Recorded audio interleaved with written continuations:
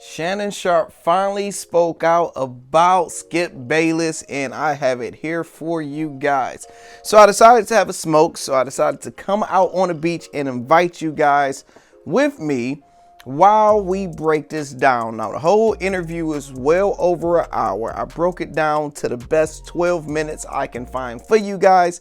I cutted it and made it a lot smoother than it is. You can go to Stephen A. Smith's show to watch it. We have a Romeo and Juliet, and we did a hole punch, and we about to have a good time. So hit the like button, hit the subscribe button, and it's a lot to unpack. So at the beginning, he started talking about the relationship with Skip, thanking him. Let's get right into it. I am very, very grateful for the opportunity. I would be remiss, and I can't say it enough, that he fought to get me on First Take. When all the bosses said, no, we want to go to a media guy, a journalist across from you, he said Shannon Sharpe could do the job. And he fought for me, and he really did.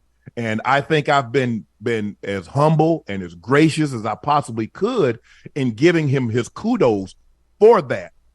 But where I push back and where I get upset is that when people say Skip Bayless made Shannon Sharpe, Skip Bayless did not make Shannon Sharpe relatable. Skip Bayless did not make Shannon Sharpe the storyteller that he is. Skip Bayless did not make Shannon Sharpe the football player that could break down plays and say, this is what happened, that's what happened, and this is why the play worked or it didn't work. Yeah, I'm going to miss aspect of it. Yes, I miss debating him, but it had gotten to the point over the last 6 or 7 months, and I won't allow it to ruin the 6 great years that we had, but it had gotten to the point we needed to go our separate ways. And I wish it could have been handled a little different, Stephen A. That's the only thing that I wish. I wish it could have been handled differently.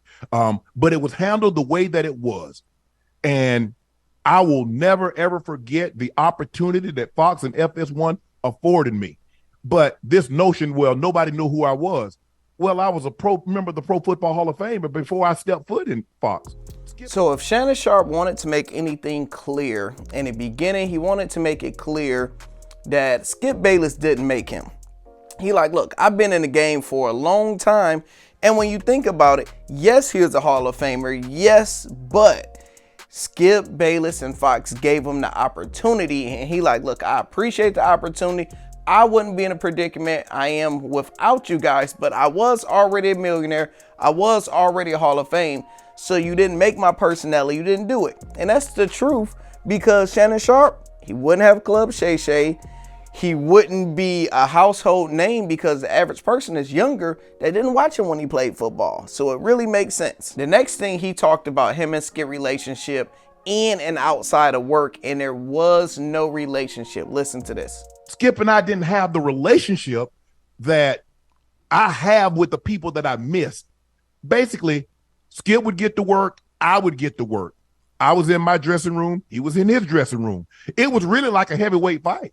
We barely talked. I mean, honest to God. We might say hello, we go to the bathroom. If we're passing each other in the bathroom, hello, that was it.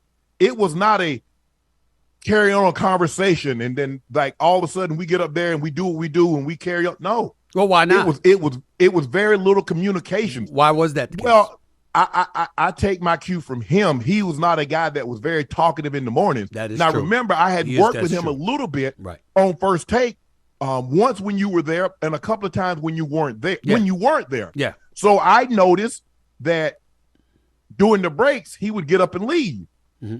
Well, okay. So I'm thinking to myself, after a couple of times of seeing that, I'm seeing that he's in a mode, he's in a zone in which he doesn't want to be bothered. He's treating this like an actual game. Like I might have my friends, I got my friends, but when they're on the other team, we're not communicating. We're not having the type of relationship that once the game was over or once the game started, we were going to have. And so I just learned like, okay, he doesn't want to be bothered. I'm cool with that because I could do two things. Guys will tell you the way I was in the locker room, I'm joking around, having a great time. Yeah. I'm telling jokes. And the moment is like, okay. Well, look at you and I. I'm locked in. I mean, look at you and I. Yes. What I told my boy the other day when Shannon Sharpe and Stephen A. went to Colorado for Deion Sanders' game, I was like, this is going to be historic, a historic friendship, and their chemistry is going to just keep on growing. Because how many times did you see Skip Bayless and Shannon Sharpe outside of work? Zero. You ain't never see them outside of work together. Now with Shannon Sharpe and Stephen A, it's completely different now because they're around the same age. They both black. They get to go hang out. They get to go do their thing. They're both single or not married. So they live more similar lifestyles, and that helped build their chemistry. And people that watch them will love to go see them at a game together. It just completely helped the chemistry that much more, if you ask me. And it makes sense with Skip. Skip, he don't want to be bothered. He likes to do his thing. If you watch him and follow him, he talked about it numerous amount of times. He liked to be in his zone. He liked to battle like an athlete and disappear. So let me know in the comments, do you guys agree with Skip Way? Do you believe you'll be able to debate and hang out and do all of that? Me, I'm going to debate. I'm going to talk smack doing commercials. I'm going to talk smack when we come back on air. Me just disappearing, I can't do that. Next, Stephen A is about to talk about when he basically put Shannon Sharpe business out there. Like, no, he was fired. So Stephen A always want to make it about himself and try to get his credibility. So he's about to talk about that, and Shannon Sharpe is going to keep it simple and sweet. You'll see. I made news the other day because first on Club Shay Shay, and then I had reiterated it. I said, listen, I don't have to go into details. That's their business. It's not mine. But make no mistake about it, he was forced out, and people were like, what are you talking about? What are you talking about? And they acted as if I was wrong. Was I wrong, Shannon Sharpe? I will say this. I'm not here to confirm or deny anything. You've been a journalist for almost 3 decades, and I'm sure you've done your homework. I'm very happy with where I am now. I don't like to dwell too much into the past because I don't understand how that helps me in the future. But what it did teach me is that I need to make sure objects are closer than they appear. And I got to make sure I protect my blind spots. Okay. I appreciate everything Fox has done, FS1 done for me. Very interesting. Remember when I first broke that Shannon Sharpe was fired? Me and T Ford talked about it and people didn't want to believe us. He was like, look, Shannon Sharpe can't talk about it because he signed a contract or an NDA or whatever you want to call it where he couldn't talk about it. Stephen A just asked him a question. I will not confirm or deny it. They prepped this interview so he figured out what he could say and not say. Now we're about to get into the deep stuff, what really happened with him and Skip when they got into it. That first one, when he went off on him about the Tom Brady situation, it get interesting. To December 12th, 2022, Shannon, I want you to see this video right here. This is you and Skip getting into it about Tom Brady. Take a look at this as a fresh reminder. You have no objectivity. It's just straight Brady hate. Wait a minute. This is just straight hate by a guy who's jealous that he is still playing at a high level at 45 when you had to stop at 35. That's what you do. That's the point. That's what you do. Every time I call something into question, I'm jealous. No. Skip, I did what I did. I never said you were jealous of Baker Mayfield. Skip, I did what I did. You make it seem like I was a bum. I'm in the effing Hall of Fame. Okay, I got 3 Super Bowls. So what? So what? He's way better than you were. I'm better than you. Better. Skip, what did I got to see what you do? You take personal shots. No, I don't take personal shots. You started it. Time out. You would take a personal shot at me. I didn't take a personal shot at you. Wait a minute. What are you talking about? You would take glasses back on. You see that video right there, Shannon, months later. When I saw that, I hadn't spoken to you in years. Years. You know, we were always cool. We never had any issues, but I hadn't spoken to you in years. When I saw that video, I said, I don't have to know him. I know Skip. That relationship is in a world of trouble.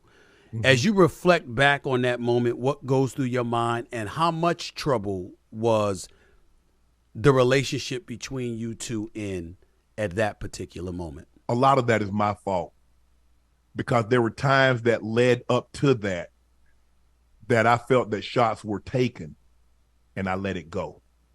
And I should have said something then, but I didn't. And I would bring it to people's attention and they brushed it up under the rug. So that was my fault. that it got to that point, and he felt that he could go over the top in that situation. I think in any relationship where there's host, co-host, it's boyfriend, girlfriend, it's husband, wife, whatever the relationship is, once one partner has no respect for the other partner then in turn loses respect for said partner. Then I think it's only a matter of time. Because I felt in that moment he had lost all respect for me. He had no respect for me. He's trying to compare me to a tight end. I never said. I've always given Brady his credit. I've always given all great players, all players. Trying to compare you to a quarterback. Right. Guys. What I was trying to say in that moment, Brady didn't play well. Brady didn't play well that game. I didn't talk about anything that he had done 3 weeks ago, 3 years ago, 20 years ago. I'm talking about that game. And for him to feel that he was trapped and he was losing a debate to attack me personally, when I've stood up, when guys have come on that show and tried to attack him personally, I was his bodyguard. I took the blows and said, hey, this is undisputed. Skip and Shannon, this is not yours. So I was very hurt and disappointed that he chose to go there with me when I've been one of the guys that's been in his corner. So it really, really hurt me. And what hurt me the most probably was there, because I know this is what I know. And this is what I told my bosses, and I don't want to get too specific. Okay. I said, had the shoe been on the other foot, what would have been the outcome? Had I attacked him personally, live on television, what would have happened? But the good in all of that is that when I walk in meetings and I meet CEOs and I meet CFOs and I meet people in charge of making decisions, they always say, the way you handled that situation told us everything we needed to know about you, and you're someone that we want to do business with. Because it took everything. Because I had to make a split-second decision. In that moment, Stephen, I had to make a split-second decision.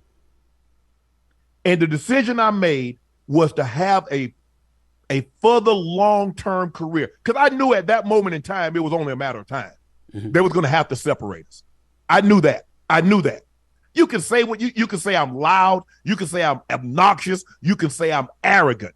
But to try to poo-poo my career, a seventh rounder that started out on special teams and played so well that I got into the Hall of Fame, to try to minimize that was very disheartening for me. And I didn't think, look, someone that I don't know discredited my career, I'm cool with that. I can live with that. But someone that I considered a friend, for you to take that kind of personal shot at me, it really hurt me, Stephen A. It really did. Do y'all remember when that happened? Where were you when you first seen it? I couldn't believe it. That was just the most blatant disrespect on national TV. Then you got people think, oh, this was planned. Nah. We knew it was bad. The world knew it was bad. And once Shannon Sharpe seen how everybody was reacting to it, we knew it was bad. So now let's go to the next issue that happened after that. A couple of days earlier, Damar Hamlin had collapsed on the football field. Mm-hmm. The next day on FS1, you were not there. You were not in attendance for that show. And then January 4th, you showed up, and here is you expressing your frustration in the aftermath of the Damar Hamlin situation when you were on the set with Skip Bayless. Take a look at this. Skip tweeted something, and although I disagree with the tweet, and hopefully Skip would take it down, but I didn't want it. Well, time out. I'm not going to take it down because I stand by what I tweeted. Skip, let me finish. All right, okay. Go ahead. No, you go. Go ahead, let's go, Jen. Okay. I mean, I cannot even get through a monologue without you interrupting me. Well, you could have came back, Skip. Well, I thought, Skip, just let. I didn't know you were going to bring up this. No, I was just going to say, Skip, I didn't want to yesterday to get into a situation where Damar Hamlin was the issue. We should have been talking about him and not get into your tweet. That's what I was going to do. But you can't even let me finish my opening monologue without you interrupting. Okay. I was under the impression you weren't going to bring this up because nobody here had a problem with that tweet. No, clearly the bosses wanted you to offer explanations. So clearly, somebody. No, they did not have. Nobody. Let's go, Jen. That moment right there, because usually as you see me, as I'm prepping for the show, I don't get an opportunity to watch the competition too often, but I saw that, and the second I saw that, two thoughts came to my mind. Number one, and I told you this when I saw you a few months later. I said, Shannon, never, ever give up that seat. You should have been there the next day. You should have been there. I don't give a damn if you sat up there and said nothing. You can't. You don't give up that seat. That's exactly what I said to you. Remember that, right? That's exactly what you did. That's exactly what I did tell you. To never give up that seat. That's what I said to Kenny Smith when Kenny Smith walked off the TNT. Said, that's my brother. I love him to death. But I said, no, don't give up that seat. That's number one. And number two, I also told you that is the day I knew it was over. You would be leaving. I said, there is no way the Skip Bayless that I know, the Shannon Sharpe that I came to know, the television business, the way that I know it, there is no way in hell they survived that together. It is over. Right. Shannon's going to be gone. Your thoughts that day? You did. You told me a lot of things leading up to that point. I think the thing for me is that I saw Damar Hamlin and my brother. I remember watching my brother lay temporary paralyzed on the field, and I saw a lot of Damar Hamlin in that situation. For me, even though he opened the show the day that I wasn't there, saying his bosses wanted him to offer an explanation. And when I said the bosses had a problem with what you said, he simply said they did not, when he had clearly said to himself that the bosses had a problem with what he said and he needed to clarify it. I agree with you.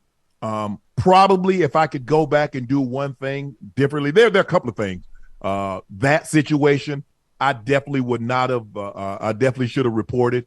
I'm sure they held that against me, and that's probably one of the moments in my tenure that I'm least proud of, that I didn't show up, because on all the other jobs I've ever had, I've never not shown up for work, and for me not to show up for work, I should have, and I was wrong in that situation.